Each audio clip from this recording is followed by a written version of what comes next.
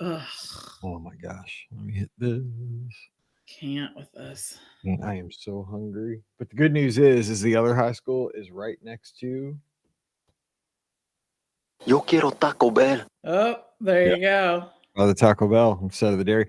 See, I gotta go Dairy Queen when I go to art to Howell. The Howell Central's in Cottleville, which is right next to my Taco Bell. So I will be able to get Taco Bell on the way to the game. Because it's a good thing because like I had to pick up Mallory from school today, and Mondays are crazy as it is, and she has physical therapy on her, Yes. ankle sprain or whatever. So I had to pick her up at the due to high school at dismissal is a nightmare. And so I had to pick her up, and then she's like, oh yeah, today's pregame meal because the football team and the cheerleaders get pregame meals. She's like, we get Raisin Canes. I'm like, oh yeah, and I'm like, I don't know. I said something. I'm like, well, why is everybody eating right now? She's like, it's a away game. I'm like, it's an away game. I was going to be at Howell. Thank God I said something because I'd have been at the wrong school. I was like, oh, it's an away game today? I thought it was at Howell. She's like, no, it's at Howell Central. I'm like, okay, that's closer to our house anyway. So that You would have works. been at the wrong thing. I'd have been told, like, where's everybody at? Like, why are they playing soccer? Because I don't think anything's going on right now because it's almost the end of the season. We're getting close. Man, it is so cold down here. I'm not kidding. I'm like a quarterback. I gotta keep my hands and my hand warmer during the show. Coming out like, oh my God, it's freezing. I can't take the cold already. It's the first day it's been cold. Oh, yeah, I'm not ready. I'm not made for this. All right, got a question in the inbox. If anybody has questions in the live chat, please leave them in the comments. Hello to James up in Minnesota. He's probably laughing at us because we're cold down here. Len out in Maryland, and Margie and Herschel. Let's see here. Let's get the levels right and we'll get cracking.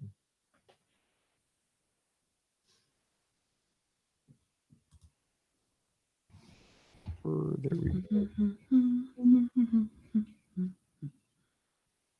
James says freezing there. Well, it makes sense because you're sending down all your cold air down to St. Louis. Thanks. Take that. It's supposed to be warm by the weekend, like in almost 80 again. So just gotta hang in there for a couple days. Courtney's here as well. Hello, Courtney. Great picture with Mickey and your medal. Looks like. Alrighty, so this is number. I had it written down, but my iPad timed out 2174. All right, here we go. Let's go. Welcome to episode 2174 of the Be Our Guest Walt Disney World Trip Planning Podcast. I'm your host, Mike Rallman from BeOurGuestPodcast.com and one of the senior agents over at the Magic for Less Travel. Happy Wednesday to you. Hope you are having a great week wherever this show finds you. And this show finds this podcaster in a freezing St. Louis, Missouri. I don't know what happened. I mean, it went from like 100 to 0 in the Midwest on like a dime. I don't know. Like, where'd fall go? Like, we moved right into winter, but no problem because by Friday, I think we're supposed to be back up to 80. So keep the shorts handy. Top can still come down on the Jeep maybe one more time this year. Doors are securely fastened. Doors are not coming back off the Jeep. Too heavy, too much of a pain in the butt. They only go on one time a year and off one time a year, and they're back on for the rest of the year. But man, it's chilly. So I'm going to keep my hands in the old pouch here in the hoodie as we like a good quarterback here as I quarterback our show. And that's what we're going to do today and answer your listener questions. Joining me from an equally chilly, I'm sure, Pittsburgh, Pennsylvania, greater Pittsburgh area, we have the co-owner of the Magic for Less Travel, Pam Forrester. Pam, because I know you're not down where all the bridges are. Like, you're not down with the big buildings. You got No, I'm not. I always say I'm from Pittsburgh or I live in Pittsburgh, but I've always lived north of Pittsburgh. So yeah, I can't see the bridges from here. It's about a 55-minute drive. So I have to have super great eyesight. But yes, we are the city of bridges and the city of champions. They use both of those to describe Pittsburgh. But I think I mentioned this at one time on the podcast, but Pittsburgh has more bridges than Venice in the city. So that's pretty interesting when you think about it, especially because, Venice is there on waterways. But yes, that's our claim to fame as it is. I was trying to compare that to the movie in China at Epcot, where he says, that if Marco Polo would have been in Pittsburgh first, Yes. it would have been. No, I don't think he said that. I don't think Marco Polo ever visited. I don't think he did. No, I don't think he did. If not, it's not well documented. No, I mean, was there ever a picture of him with like a Steelers jersey on, or one of those awesome like Pittsburgh Pirates hats from the 70s that's like round, those the stripes? No, but if anyone has been to our airport, when you get off the plane, you start walking down, and we have a statue of course, the great Franco Harris, with the Immaculate Reception, of course, yes. And then we also have a picture of Washington there as well, because Washington spent a lot of time in this area. So like you'll be driving through like something, it'll be like Washington was here on such and such, whatever, doing whatever. There's like a Washington trail that goes down through our area. So anyways, it's a little Pittsburgh trivia. People probably didn't even think that they were going to I had no idea that Washington crossed the Allegheny right there. I don't even know if it was called that. That famous picture of him in the boat. Of course, yes. He's not crossing the Delaware. That's propaganda. It was the Youghiogheny. The Youghiogheny. That's I don't know what it is. He was going after a baseball. He was going after a baseball that was hit out of PNC. Absolutely landed in the water. All right. Our good friend Rhonda Lee up in Nova Scotia has a question for the day. She says, I'm doing my first dopey in January. My husband's not excited to be exploring the parks on his own. Do you have any suggestions of things he can do? He's thinking about doing a tour. Is there one in particular that you would recommend? And then just here following up, my good friend Len down in Maryland, he says his family loves behind the scenes at Living with the Land. Three good reasons for that one. One, least expensive tour you can do at Walt Disney World. True. Two, it's probably the shortest tour, so you don't have a huge time commitment. And three, it's a very easy to book tour. So 1, 2, 3 good reasons to book behind the scenes. But Pam, what else? Other tours that Rhonda Lee's husband might want to do? So if you're looking for, or he's looking for a more, let's just say, overview or a deep exploration, let's just say, I would try for one of the Keys to the Kingdom tours or something like that, because that really does a great job of, taking you into one of the parks and really exploring it, and something like that. Now, there always are the VIP tours, which of course are pricey, but not only include the tour, but also include that great access to all the attractions if he's looking to be frontlined to any of the attractions that he wants. But I think that Disney does a great job with the different tours. They're a cast that gives those tours, that are leading you through whatever tour he chooses, are so knowledgeable, and just you can ask them so many questions and they seem to always have the answers to that. So yeah, definitely. I think the tours are a great way to explore that.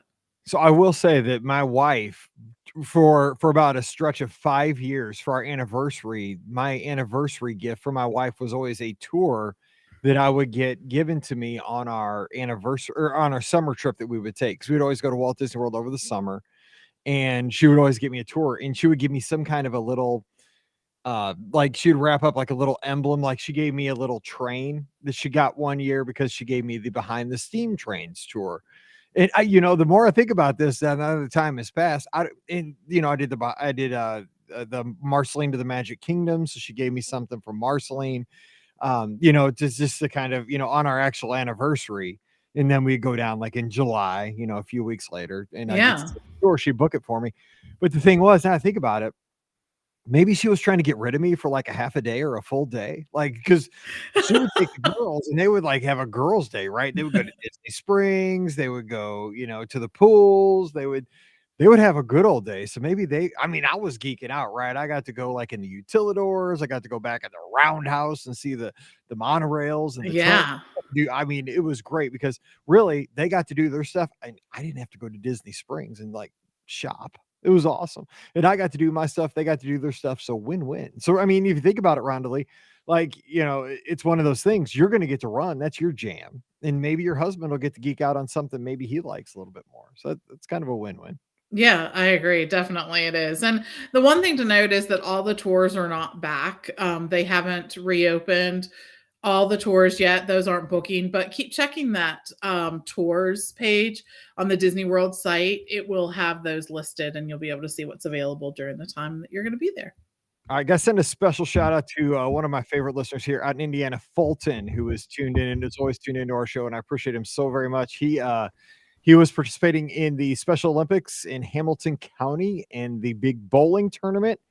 And he got 4th place this past week and is moving on to the finals. Oh, So that's awesome. love to hear they got to meet Fulton out at the Indy Disney meet a couple of years back. And it was just great to meet him and his family. And best of luck and knock those pins down wherever the next Right? one finds you. And I appreciate people who have this skill because I will tell you, my bowling game is either really awesome or really bad. And I think consistency is the thing I'm lacking, and it's probably the key to being a successful bowler. Just gonna say that.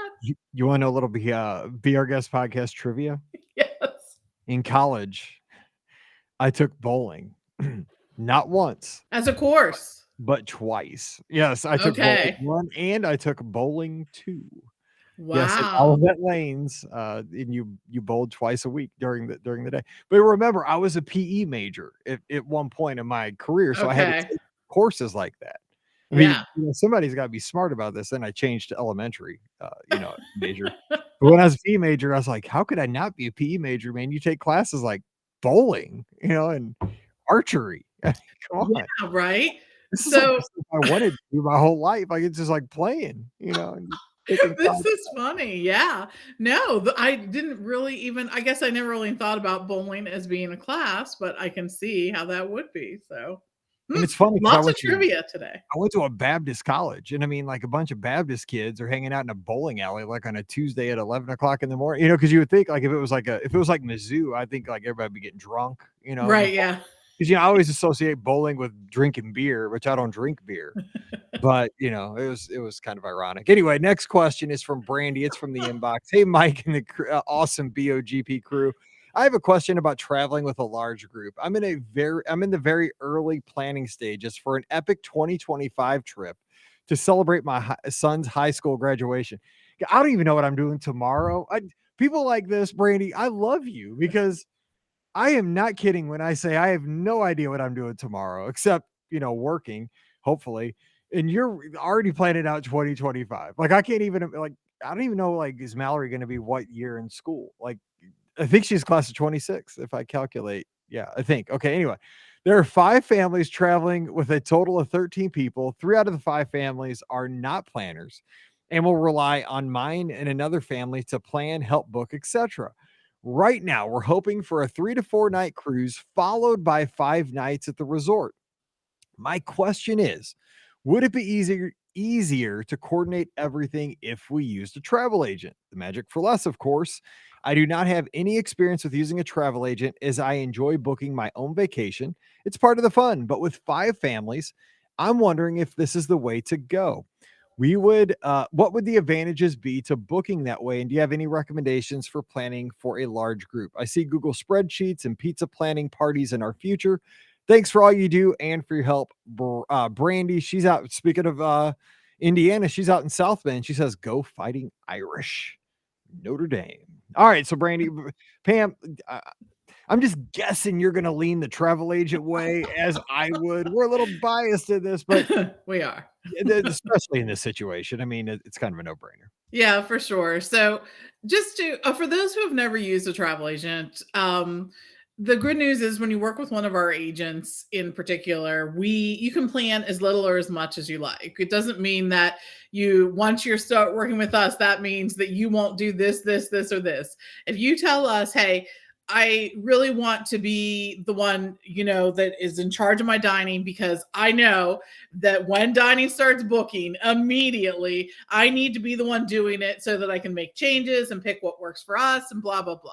We absolutely appreciate that and agree with that.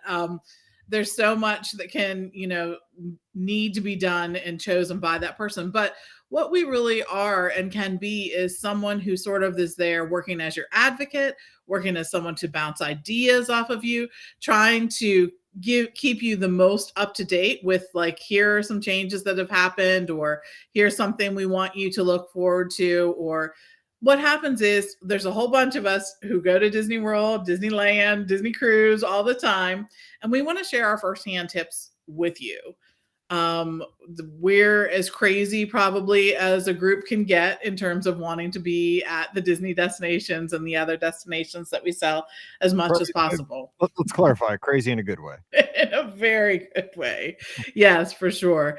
In addition, it doesn't cost you more to work with one of our agents. Our concierge services are complimentary when you book with our agency, so that's another bonus.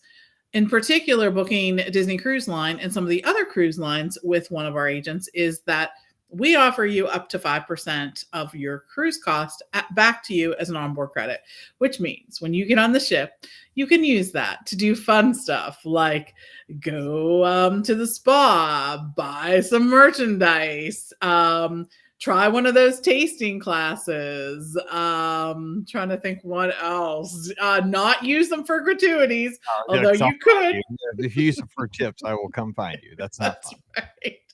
So those are some of the advantages. But we just enjoy being part of the vacation magic. It really, I will tell you, at the end of the day, when we get a note from a guest who is like, we had such a fantastic time. Here are pictures. Here's the things you did. Thank you so much for helping.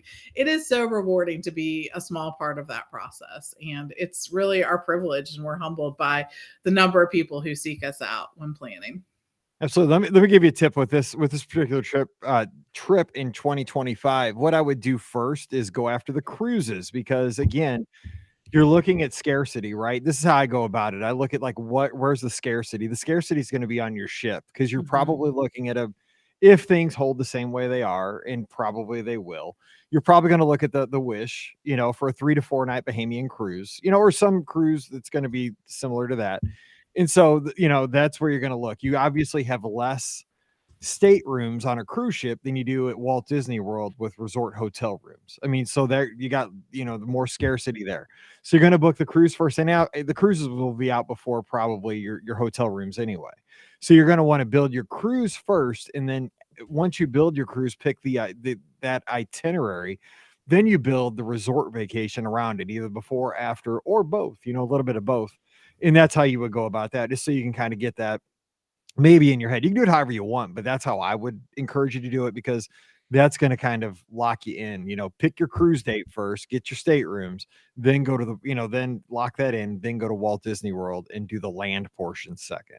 That's what I always do with my guest fam. I mean, it makes sense, because I think because cruises, you only have certain dates, like Walt Disney World, it's 365, right? But I mean, if you want to do a 3 to 4 night cruise, you got, this date to sail on that ship, and that's it. So for sure. And we will probably see the cruises release more earlier than we see that Walt Disney World vacation release. If you're planning on going in 2025, look for those rates to be released at some point in the, let's say, spring, summer of 2024. That's about when Walt Disney World releases. Cruise, I'm not going to even guess at that at this point. We've seen those all over, but let's say at least 18 months in advance is typical for the cruise line. So you mentioned too, with groups going on cruises, I got to mention this because I have a guest at the Magic for Less I was working with last night, and I've worked with this particular guest in the past, and she had these cruises booked before we booked her first trip. So she's taking, now get this, okay? So I was telling my wife about this. She's in charge of a Girl Scout troop. They're going on a Girl Scout trip. But they're okay now. Mind you, Paige was a Girl Scout for a brief moment in time for a couple of years. When she went to a Girl Scout trip, it was to this little camp that was 20 minutes up the road here. That was so sketch. I mean, yes, this was our experience too. I will say. I mean, I didn't go, but I mean, I just heard the stories, right? I mean, because it was a Girl Scout camp, so I stayed home. Pam went. She was in charge. She wasn't in charge. She was just like a chaperone. But it was one of those places like I would have not gone this time of year because like Jason Voorhees would have popped out for sure. Like there would have been dudes in hockey masks, like people in like red and gray sweaters coming at you with, razor fingers. That's all I can picture at this place. Anyway, this guest of mine, she's taking the Girl Scout cruise. I can't even say it. Like, I can't believe it. They're going on a 7-night Eastern Caribbean cruise on the Disney Fantasy for their. What? I know. I said, what kind of cookies are you selling? No, just kidding. So, Right? exactly. That's why I can. That's a lot of Thin Mints, I'm gonna say. Now, it is easy to like work your way through a half a sleeve of Thin Mints in pretty quick time, but still. So I was excited. So here's the deal. Like, so they had these. So like, there's like one mom and like 2 or 3 girls in each cabin, right? Okay. And so she had it all booked for these, but the pricing was still the same from when she booked it as it is now. Like the prices had not changed. So what we did last night was we rebooked. She canceled the 4 staterooms. We rebooked them at the Magic for Less. And guess what? Everybody's getting hundreds of dollars in onboard credits now to have fun with on the cruise for the same price. Right? Our services, but they're getting more. They're going to have more, money to spend in the stores or port adventures and stuff like that. And it's no selling of cookies needed for that cash. Dude, I'm just saying, like, man, that is a killer Girl Scout trip. I mean, I agree. I'm thinking pretty cool. So I'm excited for that. Maybe she's supporting our small business and they're getting an onboard credit. It's like a win-win, It's like we can help her out. We're going to make sure. Yeah, for sure. Everybody wins. I was just like, that's pretty awesome. All right, Jessica's got a question here. Fun question, it says. So let's see what it says. Recently, our Wilderness Lodge has beautiful cabins with their own hot tubs. Well, hang on. I got to hit the bell. They do, because I've been in one. It was Pam's cabin at Copper Creek, but I was in it. What is the best way or time to try to book one of these cabins? Are they ever available to non-DVC folks? Pam, talk about Copper Creek cabins at Wilderness Lodge. They are. And I think that we took good advantage of that hot tub and our fireworks view from the cabin. I will say that. I sat in the hot tub and watched the electrical water pageant go by. Right. And I mean, this is me. I watched live PD on the gigantic TV too. Like at the same time, I was living my best life that night. They are really cool cabins. Such a great space. I think they really laid those cabins out well. And they are available to non-DVC folks at different times. What you want to do is when the next year is released, right, for booking, start talking about it with someone or start checking the Disney site to see if they're available, because that's going to be your best bet to work with someone. There's not like a set time typically or whatnot. There's times that we know to look for them. But I wish I could say, yes, of course, at X number of dates, those will be available. No, it's not typically that easy, but they are sometimes available. They're pricey, but lots of fun.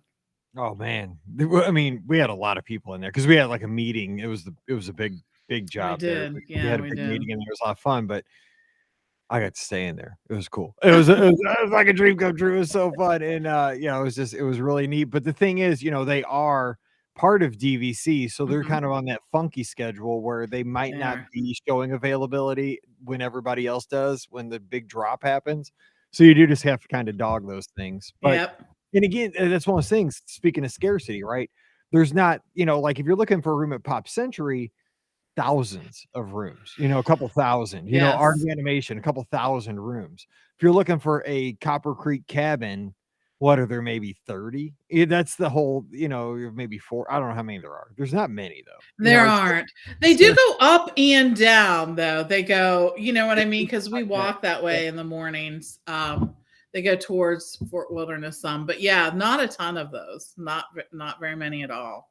So a quick question came in, Pam, for you actually this afternoon, and I'm not sure about this one, but I thought you might know. It's from Chris, and he says, can you have an adult drink on the observation deck while watching the fireworks at the California Grill observation deck, or do your glasses have to stay indoors? Can you take it out there on the observation deck? I believe, yes, that I've seen people do that to go out there with a drink. I mean, I understand the appeal, right? I mean, why not? It's a beautiful view, and you want to take your drink, whether it's a wine or a beer or whiskey, whatever your poison is, as they say, take it out. But I'm almost positive I've seen people out there with drinks. Yeah, I don't think there's like a drink police, but no.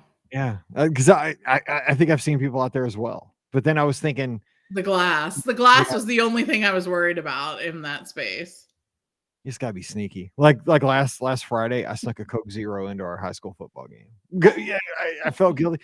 Pam said, "I hope you don't choke on that while you're drinking the Coke Zero during the football game." I was like, "It tastes great." Because they don't sell the Coke Zero. They sell Diet Pepsi, and that stuff tastes like just garbage. I can't drink. I hate it. Like, we sell Chick-fil-A at our high school football games. Like, you can get Chick-fil-A at our high school football games, but you can't get Coke.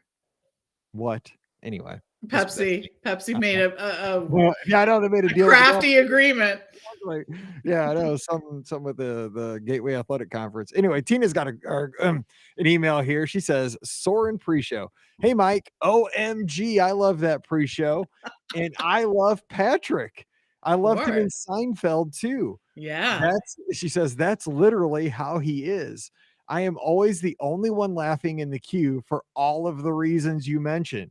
No matter how many times I see it, he's great. He used to be in the Candlelight Processional too for a few years, but I haven't seen him on the list for probably 10 years or so. So funny. Hope you're having a great weekend, Tina. So we have another person who loves Patrick. Well, he was, and he was so great in Seinfeld. And one of my best, here's for the Seinfeld folks, one of my favorite episodes is when he and Elaine keep breaking up and then getting back together. It's just classic Putty. They're back on, they're back off. So anyways, it's a great episode. But yeah, he is like that in Seinfeld too. That's kind of how he is. He is that guy. I know nothing about Seinfeld other than I love seeing your daughter Hannah do the Elaine dance thing. That's the funniest thing ever in the world. I love that she loves to teach other people that. That is the stupidest thing I've ever seen in my life, and it cracks me up so bad. Yes. All right, we got a question here about Disneyland trip in 2023. Hey, Mike and BOGP crew. We took our first trip to Disneyland in June of 2022 and had such a fantastic time that we booked another quick 2-day trip that we just got back from last week. We have 2 small daughters. They're 4 and 2 and couldn't wait to get back to see them experience all the wonderful things in the parks, especially with it being decorated for Halloween. After taking our girls over the summer, we decided to make the trip an annual thing with the family. My parents, brother and sister-in-law, and my 2 nieces also joined us for the summer trip, and we're currently deciding whether to go again in June of 2023 or October 2023. At the time of the next trip, we will have 2 5-year-olds, a 3-year-old, a 2-year-old, and 6 adults. I'm planning on a 4-day park hopper pass during the week, but we are having a hard time deciding which month would be better. We will use Genie Plus, but crowds and wait times are important factors with the small kiddos. Any thoughts? I know there are pros and cons to both, but I'm curious about everyone's opinions. I found the podcast after the first trip and love getting a little Disney in my day with the show. Thanks in advance. Ashley's out in Arizona. Man, I fell in love with Disneyland in July of 2022. That place was amazing. And I've been following, like a hawk, Disneyland since I got back. And I'm telling you what, Cars Land was it's my favorite land in any Disney park. Like to me, I like Cars Land better than Galaxy's Edge. And I'm a Star Wars nut. Yeah. But Cars Land was it. And to see like the Halloween transformation to Cars Land, like I'm almost like buying a ticket and just going out there right now. Like I just got it. No, I just wasn't. So Christmas is really cool too. I'm gonna tell you. I don't have the money. I can't. I can't afford it. But I mean, just for that fact, like considering that they already went in June of 22 and had that experience, I would say do it different and go in October. I mean, what do you say? Yeah, I think being able to see Disneyland is really a locals park for so many reasons. So many locals come. that they have additional pressure, right, to keep people coming back at each season. They tend to do more unique snacks, more seasonal kinds of things. One of my favorite times at Disneyland, like I was talking about, is during the holidays because of that overlay of the Haunted Mansion and It's a Small World. They're both great, but I think too, the fall is awesome too. They have the Oogie Boogie Bash. They have those kinds of things going on. Their decor and their snack game is really upped at different times. So I think it's always great to experience something new. The last time we went in October, it was chillier and it was kind of nice. It was like sweatshirt weather. You know what I mean? That. Like that. I like wearing a hoodie. Me too. There's something about that. Like it just it feels good. It does. It does. It's a great way to go. And we really enjoyed that. You know, it gets dark a little earlier. So you're able to see all the nighttime lights. And I love that too. That's the thing I miss when the parks are open so late because it's light so late. You feel like you're up until like midnight to see the fireworks and things like that, which I know it's a vacation, but it just feels so late. So yeah, I love the idea of trying something new too. I wish I was having some Rancho de Zocalo tonight. God, I love that place. And they had the best like homemade cinnamon. They're like cinnamon crispas. Yeah. They had a Taco Bell back in the day, but these were the best ones. They just came in a brown bag. Like right. Well, that's the place where Doritos were made. I know. That place would be a national treasure. I'm just saying. Yeah. Oh, man, seriously, I'm glad I don't live out there because I would be eating.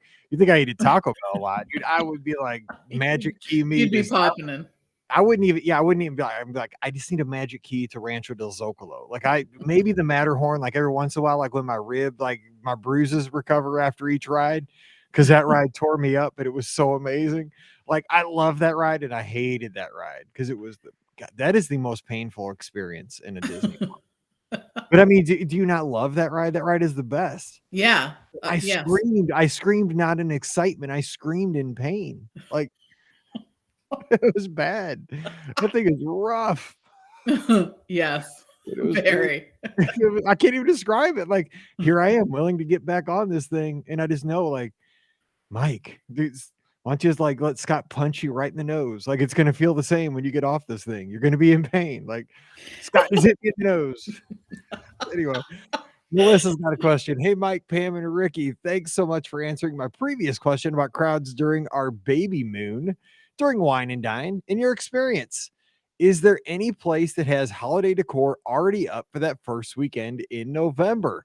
I know we'll be too early for most of the Christmas festivities, but wondering if anything will be decorated by then. Thanks again. Melissa's out in a little state called Pennsylvania. There you go. No, so I want to say, and I think I've said this, I think the Christmas tree is up in the Magic Kingdom usually during Wine and Dine Race weekend. I almost in every one of my pictures from Wine and Dine, I want to say the Christmas tree is up that weekend in the Magic Kingdom. Now the resorts can have decorations, but I want to say the Christmas tree's up. That's interesting. Usually I think the start of sort of the Christmas season is as they're leading up to the first Mickey's Very Merry Christmas Party, which starts November 8th this year.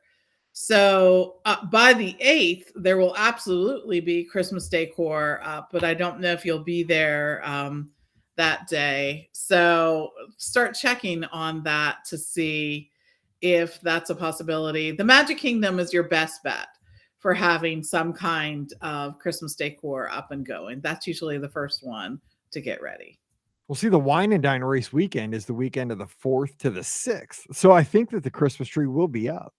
Because, I mean, the 8th is that Tuesday. I want to say it's usually up for that weekend because of I think they do that for the runners, maybe. To get ready for, because that first Christmas party usually is on that Tuesday. It is, yeah.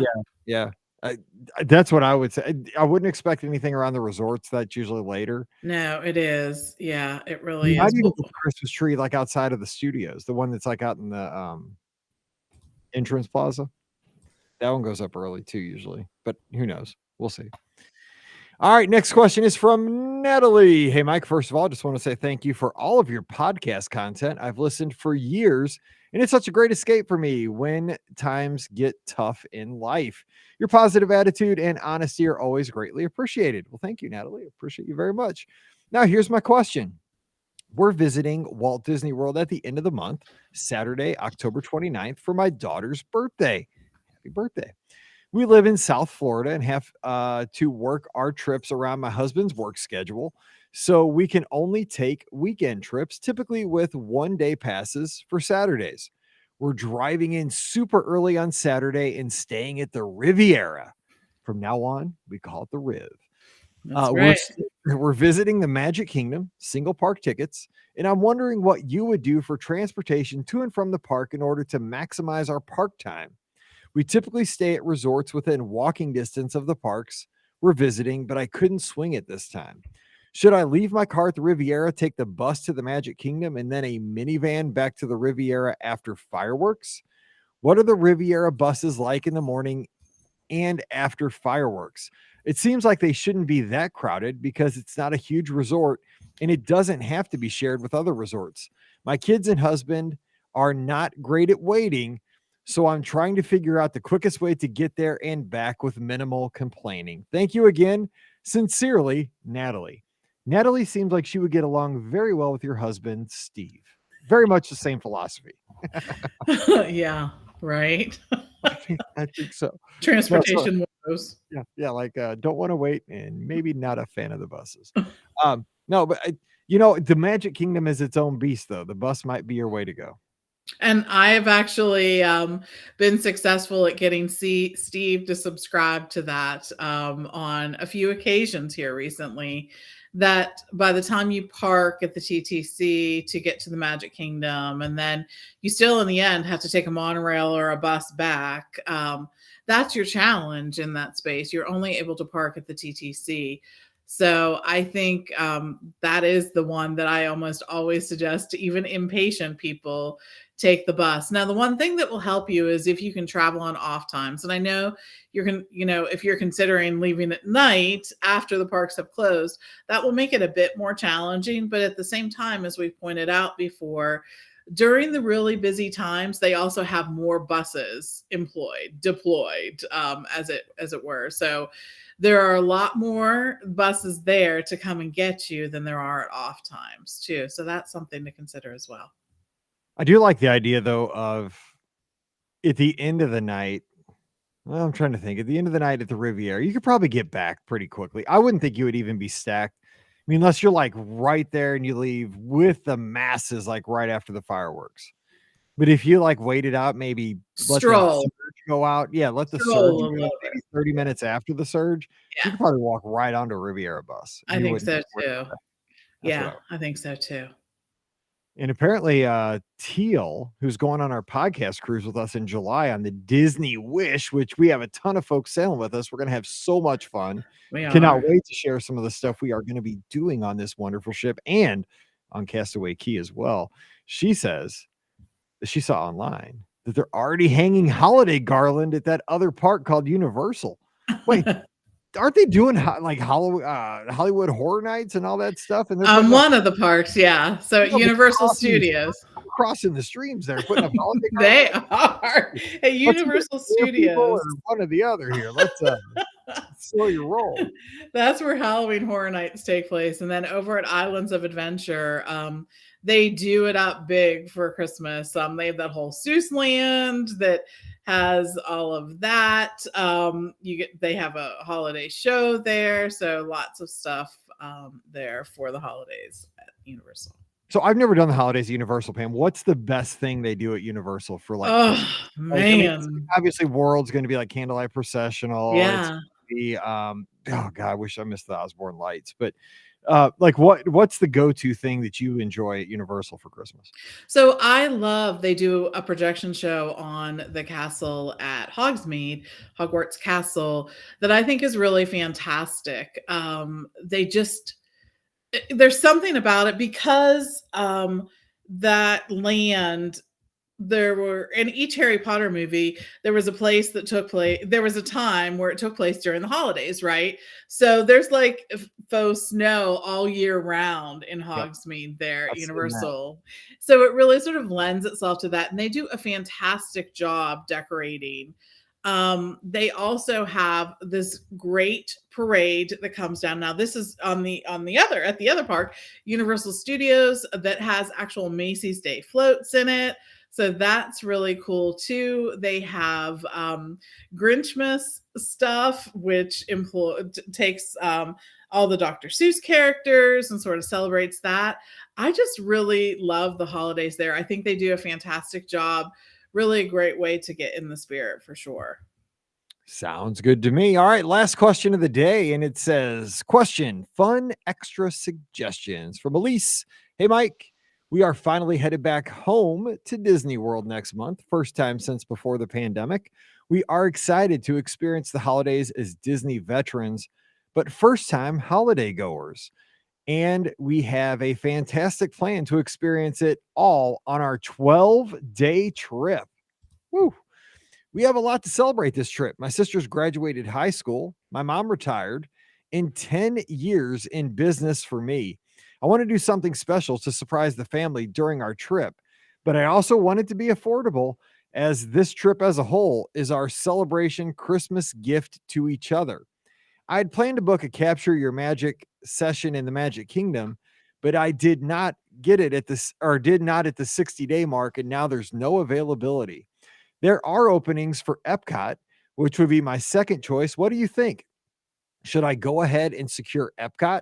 Can I book Magic Kingdom, then cancel Epcot if an opening pops up? Also, any other suggestions for fun, affordable, or even free additional add-ons that I can surprise them with? Availability seems to be pretty limited now across the board, so maybe you'll have some secret tips. Thanks, Mike and the BOGP crew. Elise is in NL. I don't know where NL is. I know it's not a state abbreviation, but there's a phone number there. So anyway, well, at least you know who you are. You've been in your own state. I don't know. Now that's gonna bug me all night, though. That's gonna drive me nuts. NL. Anyway, so here's one of the great things, though. I mean, just with the Magic for Less, one of our agents about a month ago created a tip that we send now to our guests before they travel. And it's just free, fun things to do around Walt Disney World. Sure. I think it's like free and cheap things to do, which I mean, I'm like, I just call that the Mike Rahman tip, like what I think, I guess. I mean, I didn't make it, but our other agents did, and I love it. So, I mean, you're getting hit with that one if you book with me every time, because that's how I roll. So, but I mean, what would you say? I would definitely do the Capture Your Moment. It did just go up in price, unfortunately, about a week ago. It did. But I still think it's worth it. And it's especially when you're having a celebration of high school graduation or retirement, Yeah. 10 years in business, you are marking a moment in time. Exactly what it says, capture that moment. It's only going to be there now. Get it. And Epcot's beautiful. Do it. It is. That's what I was going to say. Like, I know that the appeal for so many is the castle, right? When you're getting it in the Magic Kingdom. But I think too, there are so many great backdrops that happen at Epcot, and some of them are a little more timeless too, which I think that's a really cool feature of that.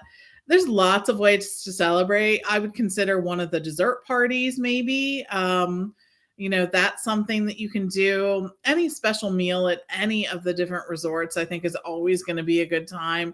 Just make sure that you take you set aside time and really focus on that. I think that's cool. You can try to order a cake when you make that reservation for your meal. I think that would be a great way. There's also that great group's Ears for Each Other that's on Facebook. I was trying to think, is it Ears for Each Other? I think so. Ear for each other, like that kind of thing, where a lot of cast members and ex-cast members offer their service, and some of them have some really fantastic bakeries and chocolate making and little kind of treats like that make that. I think though, just being together is always a great way to mark any occasion as well. Two other things I would suggest, and I don't know if this one is back, but we've done this one, and it was one of the most fun things we did, and it wasn't that expensive. So we actually we did a dinner at Trails End. Okay, so that's over at Fort Wilderness. But we did the big wagon, the wagon ride through Fort Wilderness. Now during the holidays, it's awesome because you're going to get to see everybody's Christmas decorations at their their campsites, at the Yes. RV sites and all this, because people do these up just like National Lampoon's Vacation. Oh, yeah.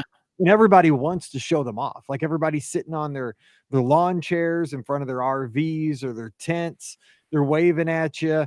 They got their, their blow ups all in their, in their pad there. I don't know that they've brought those back for sure. I can't think. I'm going back and forth in my head if they've brought those big, they're horse-drawn wagons. I mean, they hold like 20 people, and they're not that expensive per person. And if you combine that with a meal at Trails End, that is a fun night. It's a meal and a show kind of thing. The other thing I would say, like price per person, is a fireworks cruise. That is not that expensive either to go see, park there and watch Harmonious, or to watch Enchantment out on Seven Seas Lagoon. If you break it down price per person for what you're going to talk about for years to come, it's a good experience. So those two things I would say are pretty economical. That's both great ideas. Yeah. All right. Well, that's going to do it for today's show. So if you have a question, you know what to do. Send that to Mike at beourguestpodcast.com. Put listener question in the title, and we'll get to that next week for you and do the best we can to get you some good answers for your question. Of course, you can join us at about 5 o'clock Eastern on Facebook or YouTube. On Mondays, as we record live, we'd love to have you join us, and you can get your question right to the top of the queue right there if you join us live.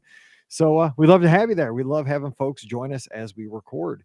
Don't forget, our podcasts are always brought to you by the best travel agency out there, and that's the Magic for Less Travel. You heard all the reasons earlier in the show to book with the Magic for Less, so no reason to repeat those. But we're standing by right now to help you plan a great vacation for no cost to you. So just swing by the website today, themagicforless.com, fill out that free, no obligation quote form, and an agent will get back to you right away, and we'll be planning that trip together. So check them out today over at themagicforless.com. Please also use our Amazon affiliate link when you shop online. That one extra click really does help us out.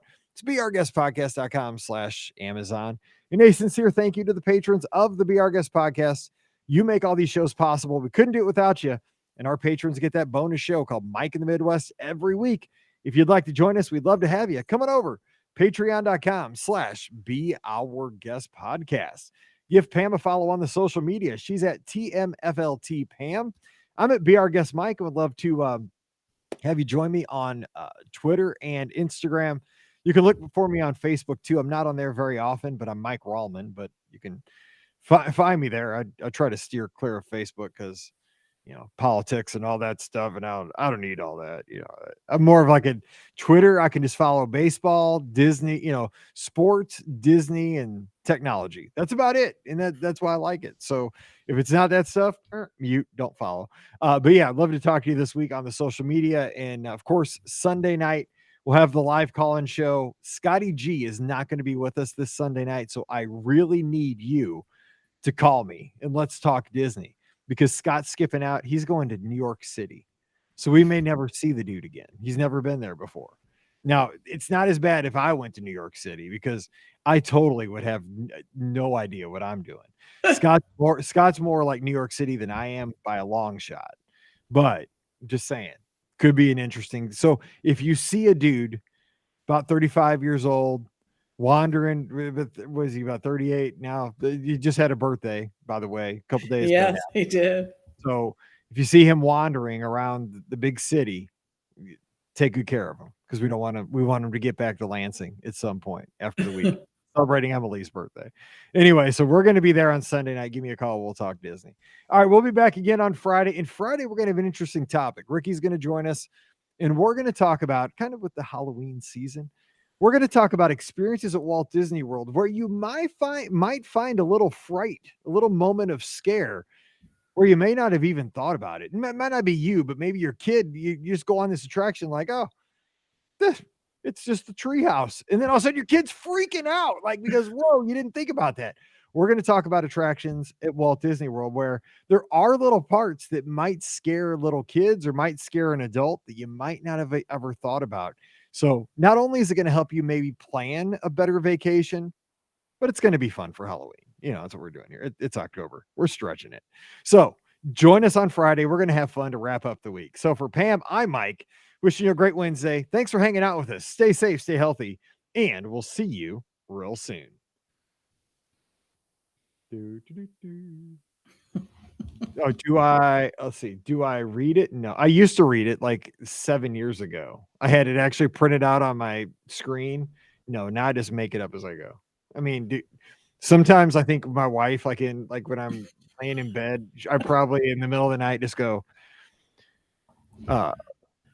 don't forget to use our Amazon affiliate link. It's beourguestpodcast.com/Amazon. Please click through. She's probably like, what? Well, there are those times though when you start the podcast, sometimes not remembering what you say. Yes, I do. Quite frequently. I'm getting older. Let's see. That was 2174.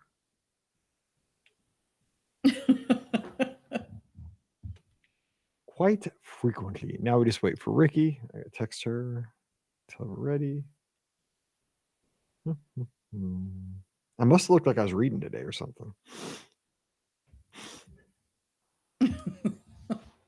I was trying to search to see if the carriage rides had come back at Fort Wilderness. Alas, that was fun. I enjoyed that because we did that with the lizards. We had 3 of those carriages that night. We did. Like, there were so many of us. The wagons, yeah.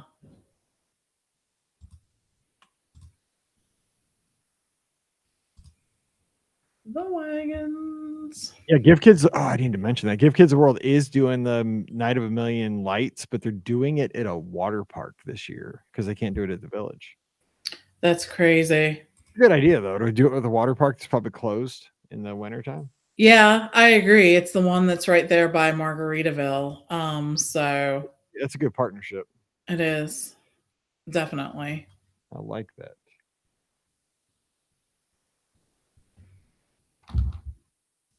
We're staying away again in Margaritaville. John says the carriage rides are back.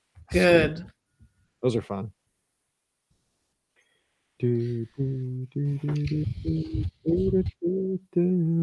Lost shaker of salt. Yeah, we spent some time in Margaritaville. Let's just say that. Oh man, that was a good day. That was a podcast cruise that will never be forgotten. When the cruise director comes just to make sure you don't miss the boat, that is right. That's a good port adventure. He's like, I'm not babysitting you. He's like, I'm just saying. So what's the boat sails at 3? Yes. Don't miss the boat because we were like 300 yards from the ship. I mean, I could have almost jumped out of my. You could see it. You could see the ship. Yeah. So I think the thing that was funny was we were all like, we're getting off here for we'll spend like half an hour here. We're in, we're out, we're going to be back on the ship. Hours and hours later. The picture of Hannah was the classic from that one. And the picture Hannah Page. Yes. That was the best cheeseburger in paradise I ever had. Oh, it was so good. And we were in the pool with the guy from REO Speedwagon. So funny. Or at least he conned us into thinking he was from REO Speedwagon. We all had the clocks. I think he was legit the guy. He was. He rolled with the changes. Man. Roll with the changes. What's up, everybody? Hey, by the way, Jimmy Buffett from Mobile, Alabama. Didn't know that. And Lisa, I'm so glad nobody brought up any sporting event that happened on Saturday. I love you guys for not bringing anything up like that. Thank you. Lisa knows. Rhonda Lee, do both. I mean, if he has time, you're doing Dopey. That's 4 days. So maybe what I would do is do Behind the Seeds on Sunday because you're going to finish on Sunday at Epcot. Do Behind the Seeds like at the first run through because maybe you'll be done, maybe you won't. What's it? It's only like 30 minutes or something. Yeah, it's not that long. Maybe you guys could do Keys to the Kingdom together because Rhonda Lee, I bet I've done that one twice. I love that tour. I just love being in the utilidors. That's kind of a cool part of it. Yeah, for sure. Man, those things stink. Oh God, they're terrible. I don't know how people go through those things. I'll be right back. I'm just 1 sec. I know I waited for Ricky, but I'll be right back.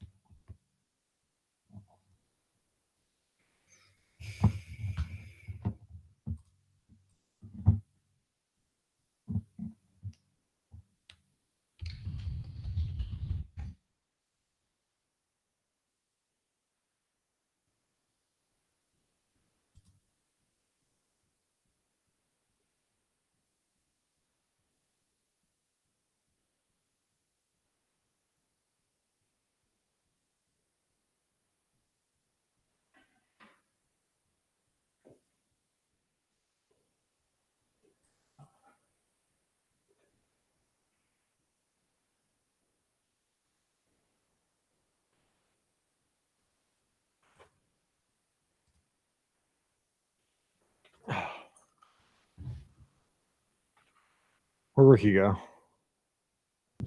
Hey, Snakies. 2-1. Zoom. Oh, Hey, Riley. Go away. hey guys. Hi. Hello. How are you? Doing good. Good. Freezing. Freezing. Yeah, you guys have a cold snap. We're getting.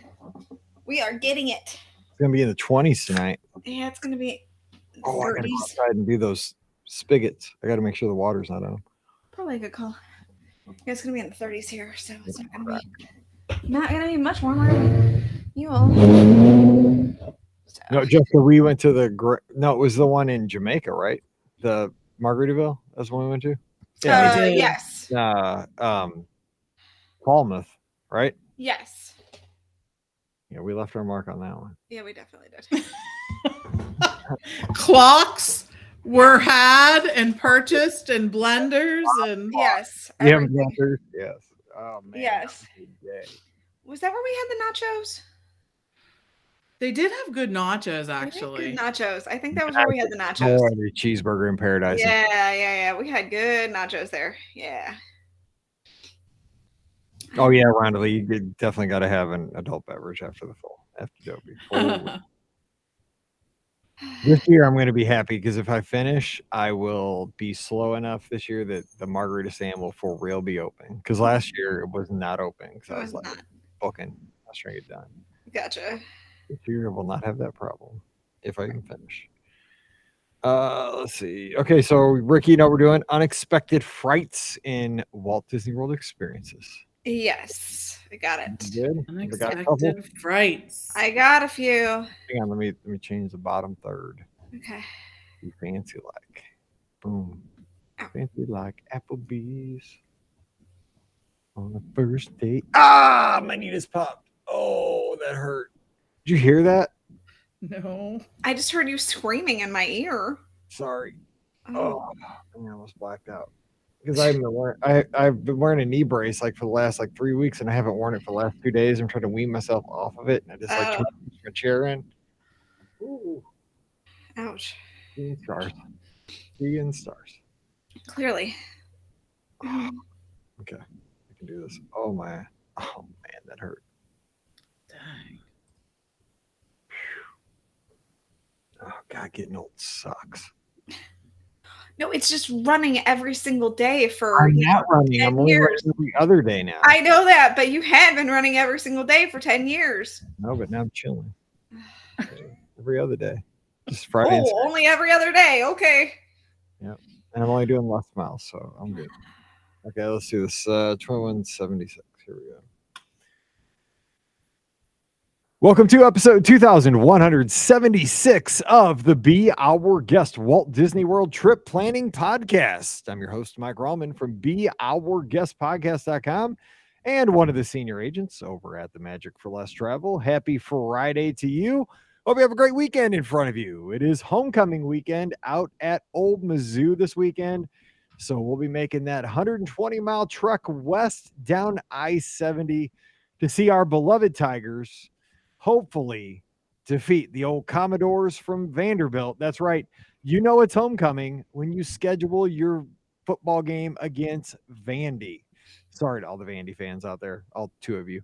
But let's hope we get a win this weekend out at Mizzou and have a great homecoming because I don't know if you know this, Pam was dishing out Pittsburgh trivia on Wednesday's show. I'm going to give a little Mizzou trivia. We invented the concept of homecoming at the University of Missouri. Other schools claim they did. Not true. Mizzou started the homecoming tradition. Really? Now you know. That's right. That's exactly right. And if you dispute that, you are wrong. Just saying, because MIZ. All right. Anyway, we're here to talk Disney. We're going to have a good time. Little, in the Halloween season kind of theme show today as we explore all the attractions and experiences around Walt Disney World. So joining me today for that, we have Ricky down in Atlanta, Georgia from the mouseforless.com. Ricky, happy Friday. What's going on? Happy Friday. Yes. Looking forward to a warmer weekend. Hopefully this weekend. This past week has been very chilly. Or this past week, I should say, has been very chilly. So looking forward to, getting to sit outside and maybe have some brunch and stuff like that. So it'll be nice. So Brunch sounds really good. So what for you, like what's an ideal brunch? Like for me, when you say brunch, I mean immediately biscuits and gravy. I mean, that's all I need. So Brian and I have a place that we go to every like Saturday or Sunday, depends on the day, and it's called Maple Street, and it's a biscuit company, and they have a lot of really good like biscuit sandwiches, and so they have it's called the Farmer, and it sounds disgusting for those of you probably listening, but it's a piece of breaded chicken and then bacon on top and then cheese on top and then apple butter. It's really good.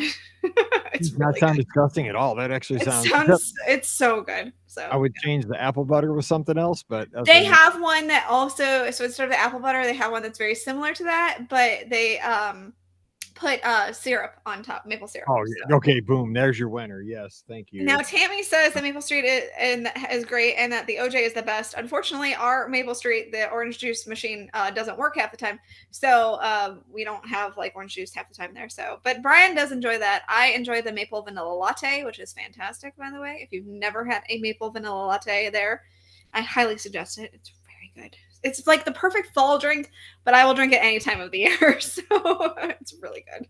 Apparently, too, I was reading that because of Hurricane Ian, that the orange crop of the citrus crop in Florida is going to be the lowest yield since World War II. Which, I mean, I'm glad I don't drink OJ because that's probably going to be like drinking liquid gold. Probably, yeah, exactly. Like anything else, though. I mean, yeah. Pam and I don't know who I was talking with the other day. I mean, like, you go to McDonald's, your value meal, which is $5, is now like 13. It's like, true. what?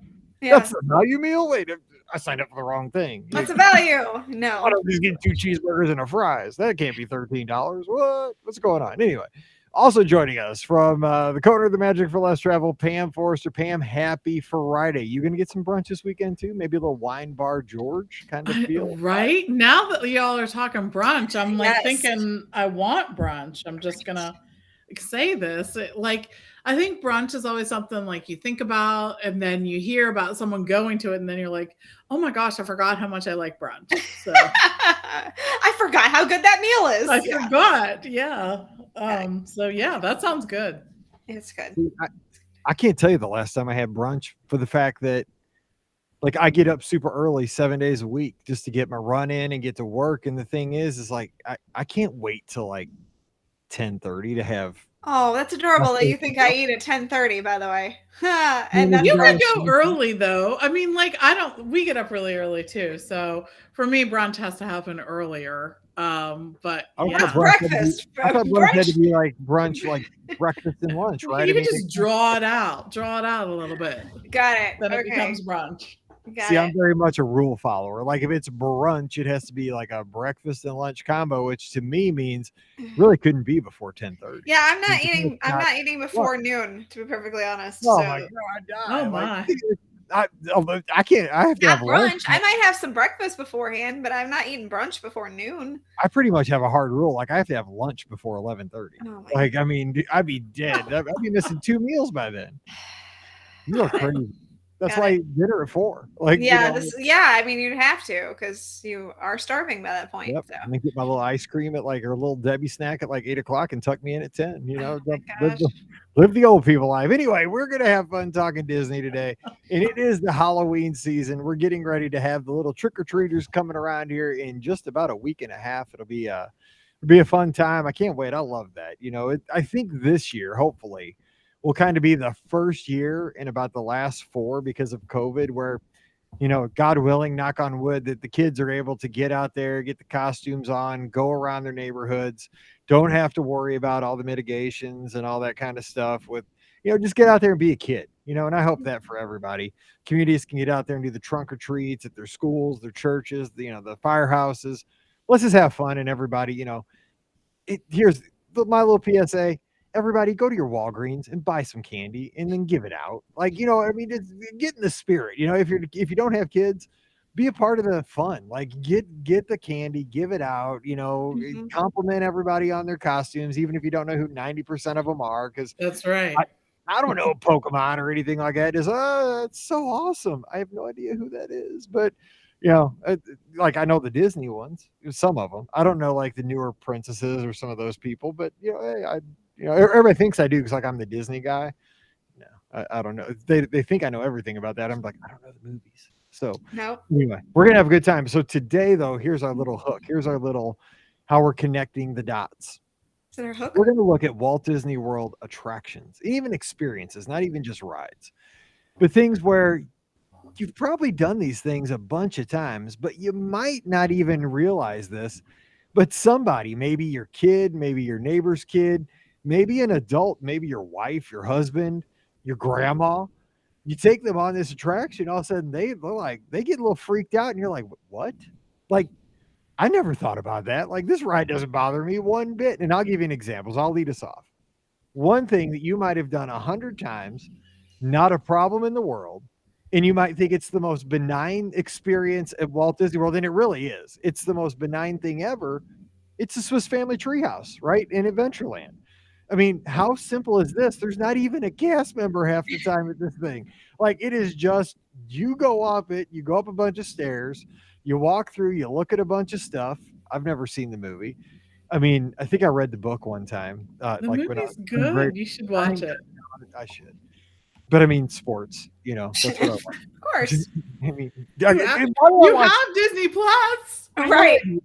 Here's the thing, like, and I should just watch movies. Just have it on in the background while you're at work. Movies would not rip my heart out like sports do. Like on it, just annually or like weekly. Sports just punch me in the nose. Just and I just that's a great feeling, right? Yeah. That's what sports do to me. I'm a Mizzou fan. Like even my beloved Tide like punched me in the nose this past week. I mean, like it's just anyway. Different story, different show. So we're back to the Swiss Family Treehouse. You're saying, Mike, what's scary about it? Like, does anything jump out at you? No, but it could. Like, I mean, like, yeah, Goofy with the chainsaw. Exactly. We're saving that. That's time for another week. Sorry, I got excited. Back off. Okay, but here you could do that though, because I actually have jumped in front of my family, like gone up in front of like around a corner, and I popped out at them. That is kind of fun to do it, especially after dark. Yes. Good call, Ricky. But here's the thing.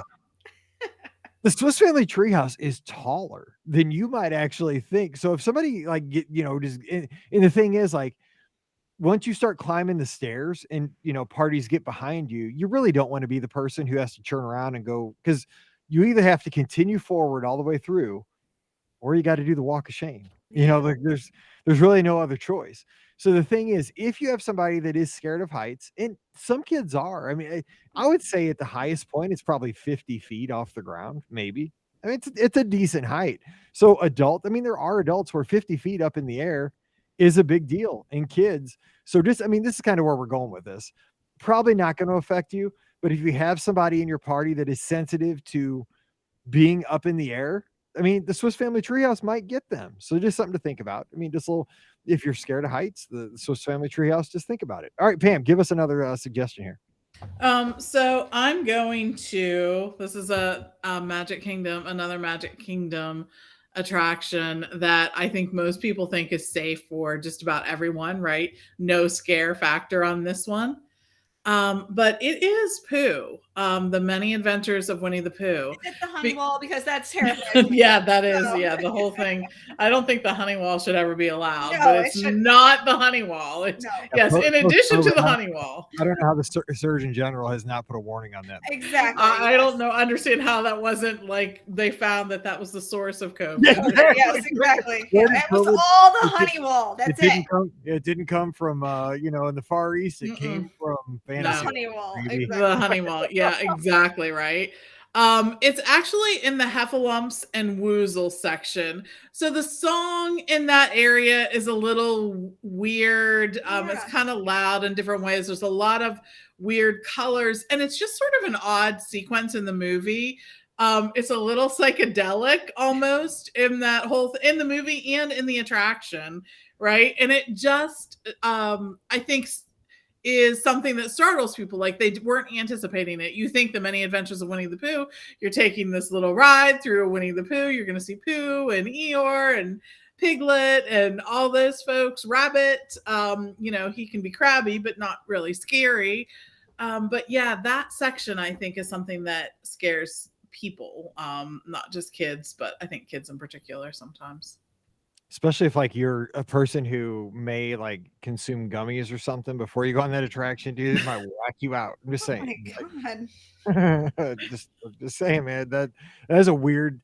It's like one time my friend who taught fifth grade across the hall from me, it was like a snow day, right? And so all the parents were coming and getting their kids. So it was like we just gave up on teaching that day because like every 5 minutes the office was calling like, okay, send Bobby down with his stuff because the mom's coming to get him. Send Tommy down, Dad's coming to get. So we're just like, forget it. We're just showing a movie. He started showing Alice in Wonderland to his class. I had never seen that. So he's like, bring your class over. We're just going to combine our classes. We're going to watch Alice in Wonderland. I was like, what is this? That is the weirdest. It's a very weird movie. Yes. Weirdest thing. Like, I was like, we're showing this to our kids? Like, it is. It's an odd part of the movie. This movie, like, do you have to be on drugs to understand this movie? Possibly, yeah. It's an odd one, yeah. I didn't see the whole thing because I was like grading papers or something, but I was like, what's going on? Yes. Like, I don't understand. Anyway, Ricky, go ahead. Get back on track. All right. So one that seems relatively benign that most people would not think of is actually at the Maharaja Jungle Track at Disney's Animal Kingdom. Now, the reason for this is because, they have it's this trail. You get to go down. It's really lush and really beautiful. There's lots of forestry and things like that. You get to see really cool animals like gibbons and deer and a Komodo dragon, which is really cool. And then, of course, your main goal for the jungle trek is to see the tigers, right? Well, because that's amazingly cool over there. So that's great. However, there's one very scary section in this part for some people. Matter of fact, you can actually choose to bypass it if you'd like. That's how scary it is for some people. And it is the bats section. Now, they don't actually, on Disney's website, I actually am looking at it right now, they don't even call them bats because that freaks people out. They call them flying rats. They're close. You're actually not that far off. They're called Malayan flying foxes.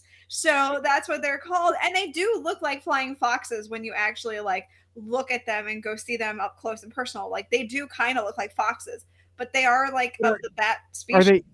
Are they really flying foxes? I mean, is Disney allowed to just change the names? I mean, I'm sure I don't know, but they're actually the Malayan flying foxes on the website. So, but for those who are afraid, they are bats. So, one way or another.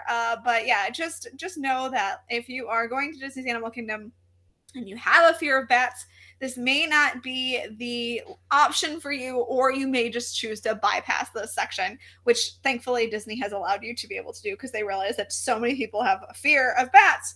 But again, like I said, if you actually like go and look at them, they're really cool to look at. Like they're really, really neat. So yeah. Face your fears, people. Go in the Batcave. Go in the Batcave. Not the one with Batman or Robin, just the one with the Malayan flying foxes. So you mentioned the Komodo dragon and something popped into my head and now it's bugging me again. I got all kinds of stuff floating through my head that I'm trying to find the answer. Because on Wednesday we had an abbreviation for a state of NL and I still 2 days later am trying to figure out what state that is because I can't figure it out. Northern something. I don't know. So the Komodo maybe dragon. It's in Canada. Maybe it is Canada. Newfoundland. Maybe it is Newfoundland because it could be. Yeah, it could be. We'll have to find out. Okay, so anyway, the Komodo dragon thing, this is related tangentially to Disney. Okay. On the show Jessie, the Komodo dragon, what was the Komodo dragon's name? I should know this. I had to watch it. Mrs. Kipling. Oh, but it was like they thought it was a boy for like years and years. Right. Something, right? Yes. Yeah, Mr. Kipling or something. Yes. Good. Okay, I'll be able to sleep tonight. That's what I have. Okay, good. That's good. Because you said the Komodo dragon, I'm like, Jesse, what's the name of that stupid Komodo dragon that was in a? Yes, Mr. and Mrs. Kipling, because it changed like halfway through the yes. Run. Okay, good. Now everybody can because hopefully everybody else is like, oh, now you said that, I can't remember either. Or everybody's yelling like, stupid Mike, it's Mr. Kipling. Anyway, okay, so back to my next one that could scare you that you might not think about. Tom Sawyer Island at the Magic Kingdom. And here's the thing. You might think, dude, again, there's not even a cast member. There's no seat belts on Tom Sawyer Island. The raft, a little scary because it might sink. Because, I mean, dude, you got a guy with a gas engine and a rudder. That's it. And you don't even, you're standing. And the thing is, like, I'm 6'3". My center of gravity is a lot higher than most. And so if he bumps into something, I could easily topple over the little fence that holds you onto the raft. But that's not where I was going with this. Where I'm going with this is there's fun caves, and also in Fort Langhorne. There are places in Fort Langhorne and especially in the caves where those suckers are skinny and they are Yes, they dark. are. Pitch black. And Yes. so if you're a person that gets a little freaked out by dark, Me. kind of like that, it's like dark, tight spaces. Me. Yep. And you can, I mean, the thing is, if you've been through them, you know that they're not long. But if it was That's your long first, enough for me. if it's your first time and you go in there, you don't know that, like, you know, if you just keep moving forward in, 10 paces, you're gonna come out to the light, right? But if you don't know, you can say, oh my God, I'm gonna be in here and this cave could go for 7 miles. I could come out in Epcot. I don't know where I'm going. I might pop out at the Contemporary. So if you don't know, it could totally freak you out, and especially little kids. I mean, I think you got to let them know that, hey, it's going to be dark. It's not as tight for them. It's tight for me. I'm 6'3" and I'm wide. So obviously that's, and also they have that, like in Fort Langhorne, they have that thing. It's titled like the secret chute or something. It's like the escape hatch. There's like an escape chute. So that's something. But I mean, don't get me wrong. Tom Sawyer Island is awesome. I think it's short for this world, but it's awesome. Yeah. But there are tight spaces and dark things. So that could be something that freaks somebody out, adults and children alike. Equal opportunity scarer. All right, Pam, give us another. What you got? So I am going to the Animal Kingdom again to talk about It's Tough to Be a Bug. Oh, yes. Because again, I think the name and the movie tie-in sort of lends itself to something that you would think would appeal to people of all ages. But the truth is that when you're in there, it is dark. You are wearing 3D glasses and you're going to be exposed to a lot of bugs. There's just no way around that. It is tough to be a bug. And if you don't like bugs, I mean, you have a real fear of them, this could probably not be the spot for you. In addition to the bugs, there are going to be spiders that come down from the ceiling, and it's sort of alarming. It's not expected. And again, you hear a lot of people screaming, like, jokingly, right? And then a lot of screams that are like, oh no, I do not deal with spiders. Because some people have a really, really big phobia of the spiders. And I understand it's not my phobia, but I totally get that it happens. So there's a lot of things during this show that are probably going to be things that tend to upset people. Mm-hmm. My biggest thing with that show is if you have a fear of maggots. Because yes, I know at the end. Not okay. It's not a visual okay. thing. Yeah, Not okay. I mean, Yeah. exactly. And grubs and stuff like Yeah. stuff that's low to the earth that has Yes. to be the theater. That's Not the thing that gets me more than anything. But no, you're right. That show is actually kind of a plethora of phobias. It's like a bug phobia, arachnophobia. Yeah, it is. All kinds of stuff. Yeah. Poke phobia because you get poked. Yes.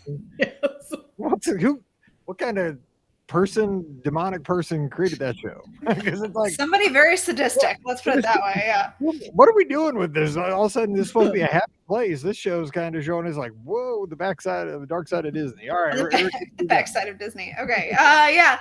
So another one, besides the one other very scary attraction at Disney's Animal Kingdom that I'm throwing in there just as a throwaway because everybody knows I'm terrified of it, is Dinosaur. Because that's just an absolutely terrifying attraction. Like, I mean, I know that for most normal people it's not, but if you actually do have a fear of dinosaurs, it's absolutely terrifying. So don't go on that one. But I'm going to go to one that's actually in Epcot, and it's something that is not something that I think a lot of people think about originally. However, again, I have a kind of a fear of tight enclosed spaces, and surprisingly, I do okay on this attraction, I think, because there's air circulating, and it doesn't and I can kind of see out a little bit, but it is actually Mission Space. So Mission Space, for those who have that enclosed fear, it can definitely mess with you. I know a lot of people think about the fear of, oh my gosh, I'm going to get sick on this ride. But if you choose, like me, to go with the chicken version, the green version, and do that, and you still have a fear of tight and closed spaces, it still might freak you out. So they actually put you in, and the capsule like moves toward your face, and so you're locked in with a harness. And so if you're not like really comfortable in that type of situation, this may not be the attraction for you to go on. So just kind of a warning, if again, for those of us who have like tight and closed spaces fears, this is not where you want to do. Whether you want to do the green version or the orange version, you don't want to do it. So I would not suggest that one. And it's weird too, because like I don't have really a claustrophobic thing, but I mean I kind of do, like a little bit, you know, like it's like I don't know, like I almost like manifest it, you know, because like you hear them as they close the other capsules, you hear chagunk. Yes, you heard the thumping. It's like, oh my God, here comes mine. Chagunk. And I'm like, yes. You know, it's like, oh, I know I'm not gonna, you know, die or anything in here, but it's like then the air starts flowing. I'm like, okay, good. Okay, there's going. Yes. Because it's a great ride. I can even do the orange, which shocks me because I know like in my brain that I'm not like spinning. I'm like, you know, the centrifuge. Yeah. I know that's how I'm, you know, getting the G-force. Yes. I tell myself that, but yeah, I do like that. But it is, dude, you're claustrophobic. Do not go on either side of that one, because that's super, super tight. Okay, so here's my next one, and I love that I get to take one of Ricky's favorite attractions. And it is Journey into Your Imagination. Good call. Yes. This one is the tricky one, right? Okay, so you're just going in there. You're going to use your imagination. You're going to see the little butterfly in its cage. And I was like, oh, where'd the butterfly go? That was pretty cool. And then you're going to like read the colors, you know, it says blue, but it's actually in yellow, and it just messes with your brain. Like I'll say red, but it's actually in green. And you're trying to read it and you're like, this is just messing with me. It's just making me mad. That kind of stuff. And then, you know, you got the Figment like messing up all the letters on the eye chart. So then you're just all happy, right? You're just like, this is a fun little dark ride. Like Disney, this is why I come to Disney. It's just fun. Like it's got a cool little song. Everybody's happy. He's showing you all around. And then all of a sudden you get to the end of the ride and it's like, whoa, and it scared the crud out of little kids. And like I've seen the crud out of me. I've seen so many little kids come off that ride. They were just happy, and then they're just bawling. And also be careful of your hat, because I would cry if I lost one of my favorite hats because it blew my hat off. So be aware. You want to be surprised. Like that's a big surprise in this attraction, which is fun. But if your kid can't take a surprise, give them a little heads up. You know what I'm saying? Like, because this comes out of nowhere. It's all happy. And then boom, it just hits you like a Mack truck. I mean, right there. So just be ready, because this one is like, goes from happy to intense in like 0.2 seconds. True. So be ready for old Figment catching you by surprise. All right, Pam, give us another. So I'm going to the newly announced returning show of Fantasmic, because we're all very excited to see that come back to Hollywood Studios. Just a great show, and it is a people swallower, right? It takes in a ton of folks who get to see that show, and so many of the seats just have a great view. Practically every spot in the house has a really great view of the show, which is another reason why I like it. But it can be a little scary, because Maleficent is a big part of the show, and she's a big scary snake and dragon in the show. So that's something that you hear little kids around you while this is going on, like, and parents consoling kids during that time. But it can be scary. It's loud.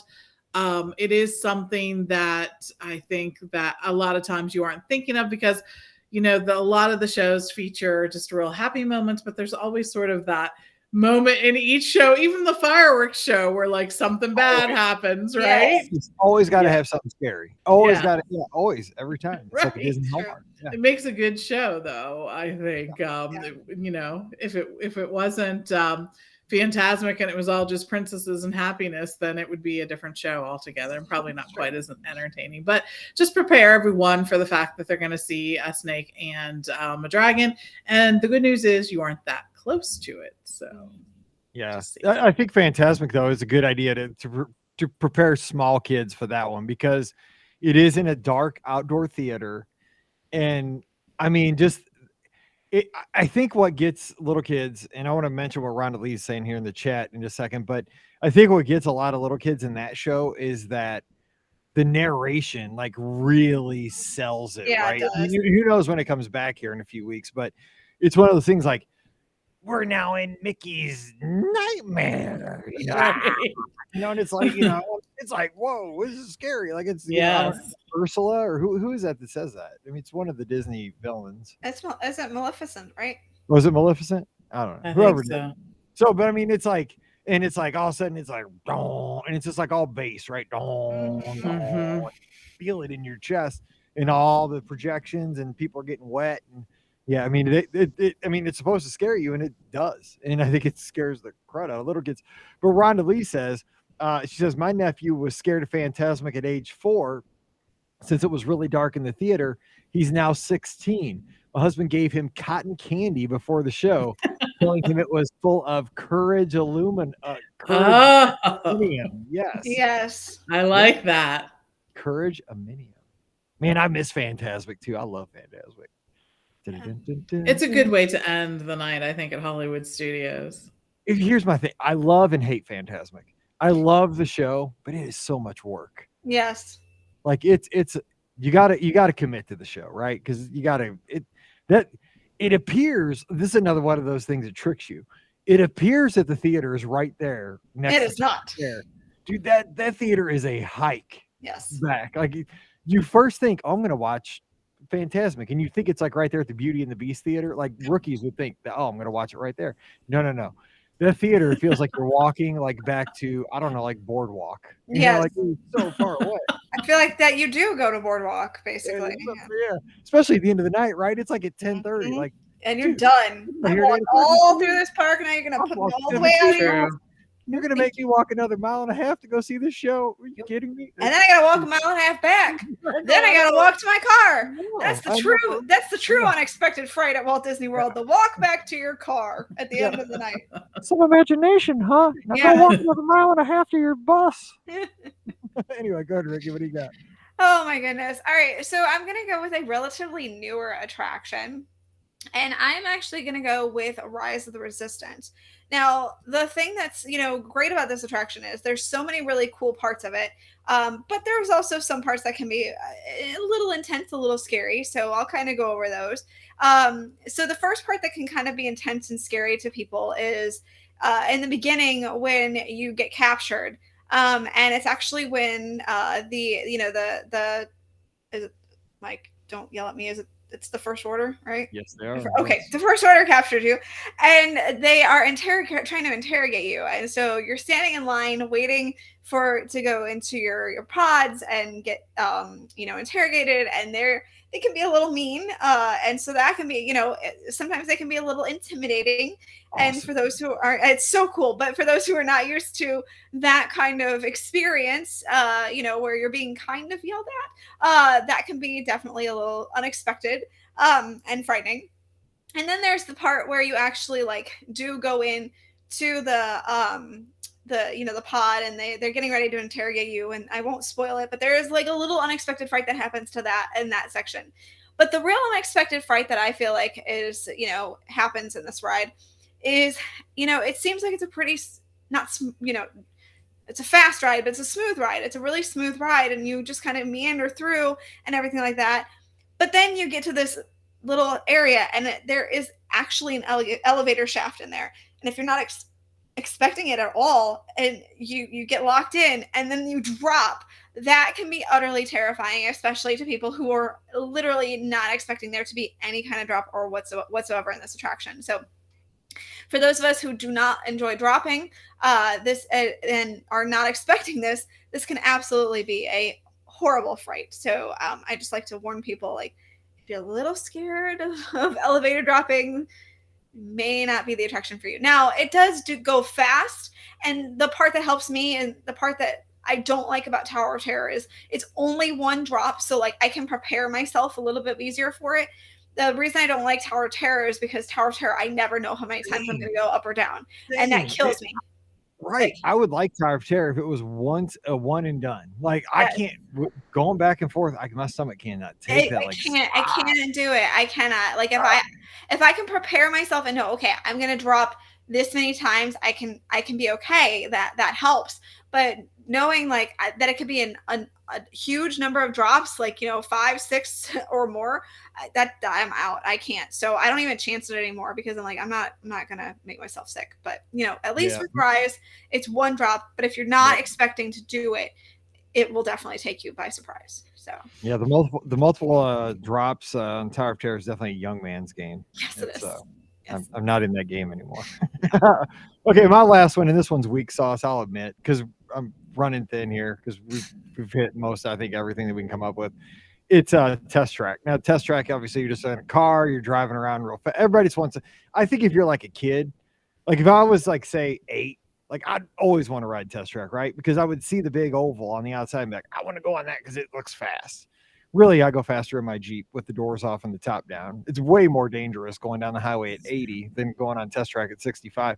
But the one part that might scare somebody is where the Mack truck pops out. Yeah. I mean, you just might warn the kids. I mean, but that's the fun of the ride. Don't warn them. I mean, the whole point of a lot of this stuff is let your kids get scared. That's how that's how you grow a little hair. There's also the part at that, before you go out on the track and you look like you're about to hit the wall. That can be a little terrifying as well. That's good for, it just, puts a little meat on the bone. Yes, it does. Yeah, all right, Pam, I don't know if you have any others. Go ahead. That was my last one. I'll go with one that could, and it's Pirates of the Caribbean. There's a few scenes where they're like, once, they're shooting at you, the cannonballs, and I've gotten wet many a time from the cannonballs. They feel like they're really shooting. You feel like they're going over your head sometimes. Yes, too. you do. Yeah. And then there is the scene where the town is on fire because there's been some, pirate stuff going on. I will say